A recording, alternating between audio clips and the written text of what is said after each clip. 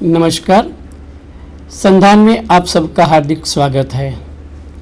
मैं डॉक्टर वैष्णव और मेरे सहयोगी अध्यापक अश्विन मकवाना एमएन कॉलेज विसनगर से उपस्थित हुए हैं। आज का विषय है संत कवि कबीर। कबीर एक ऐसी महान हस्ती है जिसने भारतीय संस्कृति में, समाज में, धर्म में अपनी विशेष पहचान बनाई है।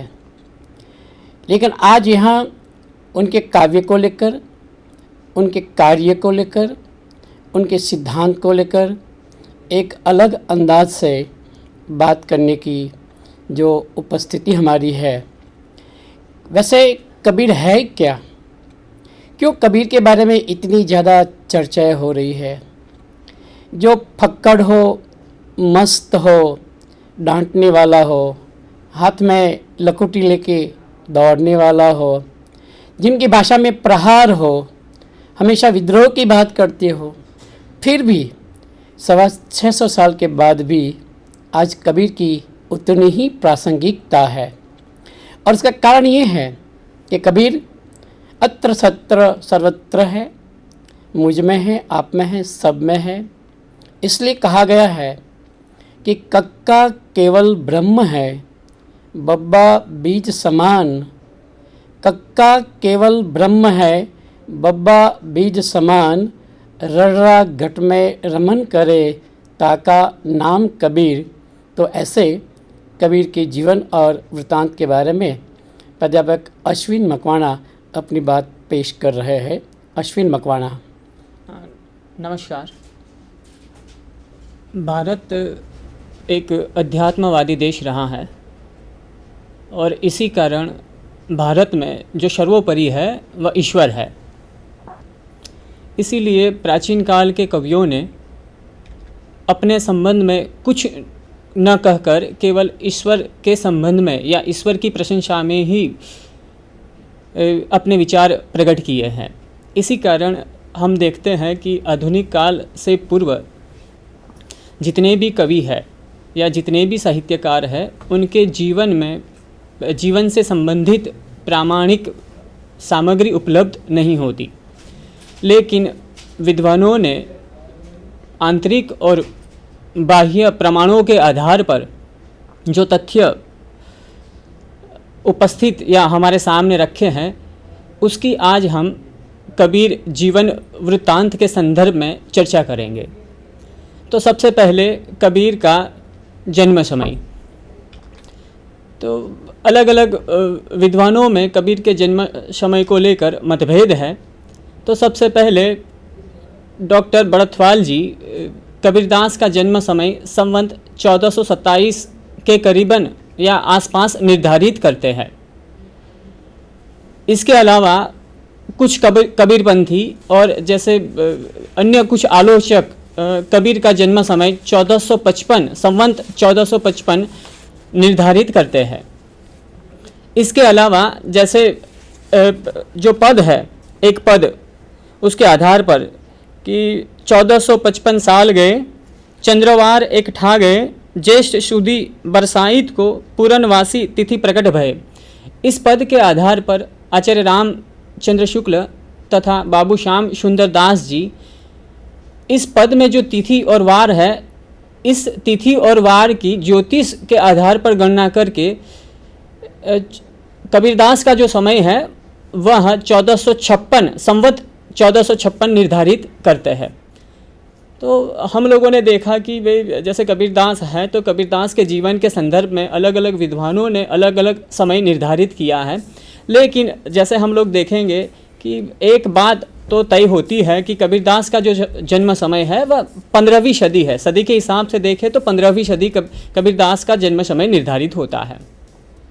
अब दूसरी बात, जैसे कबीरदास के जन्म समय के संदर्भ में विद्वानों में मतभेद है, उसी प्रकार कबीरदास की उत्पत्ति के संबंध में भी कई प्रकार की किंवदंतियाँ मिलती है।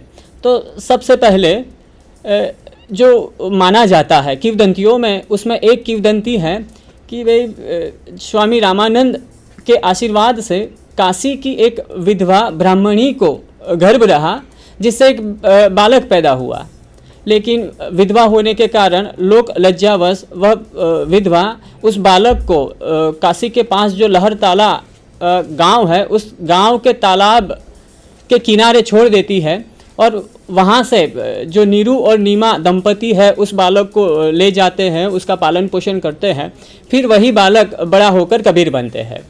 तो यह एक किंवदंती है।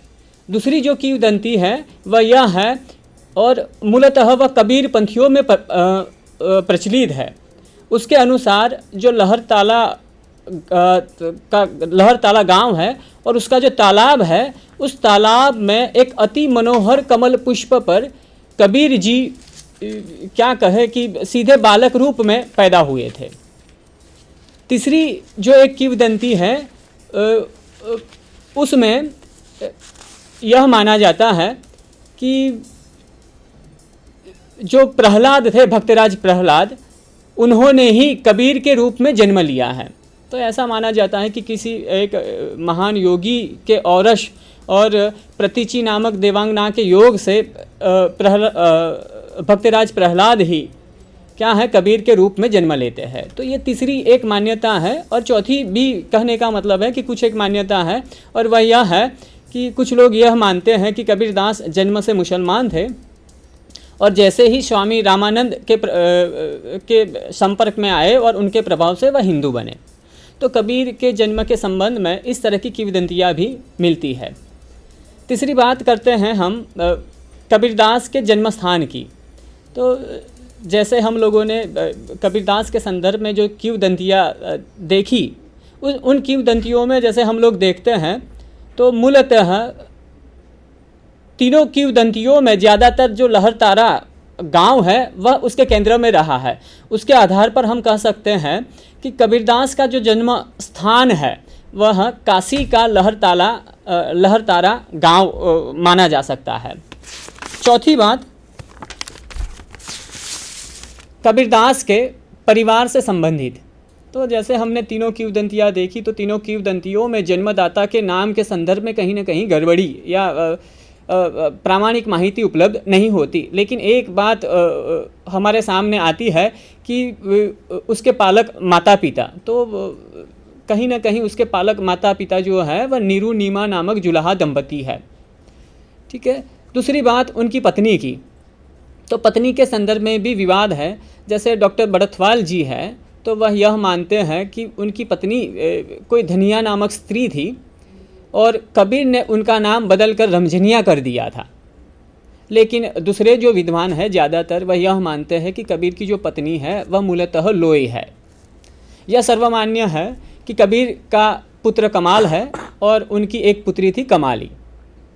आगे कबीरदास की शिक्षा के संदर्भ में जब बात करें तो कबीरदास ने खुद कहा है कि मसी कागद छुयो नहीं, कलम गह्यो नहीं हाथ। तो सीधे यह हमारे सामने आता है कि कबीरदास ने क्या कहे, आधुनिक शिक्षा शब्दावली में कहे तो उन्होंने औपचारिक शिक्षा यानी जिसे अक्षर ज्ञान उन्होंने लिया नहीं था। कबीरदास ने जो चीज़ जो कहा है समाज के संदर्भ में, तो उन्होंने अपने अनुभव के आधार पर कहा है, अनुभव ज्ञान के आधार पर कहा है। और उसी के संदर्भ में कबीरदास ने खुद कहा है कि तू कहता कागज़ की लेखी, मैं कहता आँखीन की देखी। यानी कबीरदास ने जो भी चीज़ कही है या जो भी उनकी वाणी में आया है वह उनका अनुभव ज्ञान है। ठीक है। आगे जैसे चर्चा करेंगे तो गुरु के संदर्भ में, तो कबीरदास के गुरु के संदर्भ में जब चर्चा करेंगे तो उसमें भी मतभेद है। जैसे मुसलमान जनता है और कुछ अन्य आलोचक हैं, वह यह मानते हैं कि कबीरदास के जो गुरु है वह सूफी फ़कीर शेख तकी है, और जो हिंदू जनता है और दूसरे जो आलोचक हैं उनका मानना यह है कि कबीरदास के गुरु रामानंद है। और वैसे भी प्रमाणों के आधार पर जब इस कबीरदास के गुरु विषय को देखा जाए तो कहीं ना कहीं स्वामी रामानंद की ओर ज़्यादा झुकाव हमें देखने को मिलता है। ठीक है। अब कबीरदास की मृत्यु या नहीं, जैसे कहें कि भाई इस तरह के शब्द कबीरदास की मृत्यु नहीं, पर कबीरदास का देहोत्सर्ग या देह त्याग जैसे शब्द का प्रयोग करना उचित है। इसका कारण यही है कि कबीरदास ने चाहे देह त्याग किया हो, लेकिन विचारों के रूप में आज भी जो कवि कबीर है वह जीवित है। ठीक है, तो कबीरदास के जन्म मृत्यु समय की या देह त्याग की समय की बात करें तो वह मूलतः संवत 1575 यानी 120 साल की आयु के बाद उन्होंने अपना देह त्याग मगहर में किया था।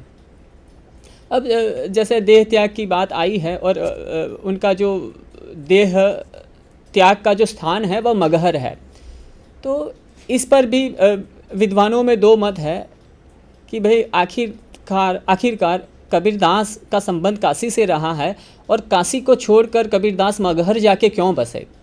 तो उसमें एक मत यह है कि कबीरदास खरी खोटी सुनाने वाले थे, इसीलिए काशी में रहना, जब बूढ़े हो गए तब काशी में रहना उनके लिए कठिन हो चुका था। इसीलिए कबीरदास ने क्या किया कि काशी को छोड़कर मगहर चले गए।